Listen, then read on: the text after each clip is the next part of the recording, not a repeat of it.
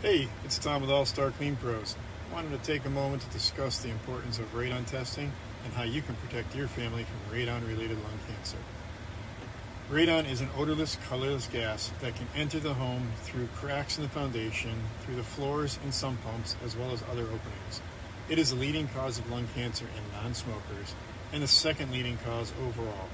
Fortunately, radon can be detected through proper testing, and with the installation of a sub-slab depressurization system, radon levels can be easily reduced. Testing your home is the first step in understanding your radon levels and can help us determine the best course of action if needed. Installing a radon mitigation system can be done in a few hours, and it'll help reduce the levels of radon in your home to protect your family from the health risks associated with prolonged exposure. So I encourage you today to take the necessary steps to protect your family from radon-related lung cancer. Visit us online or call the office to schedule your radon test today. And if you mention you saw this post, your test is free.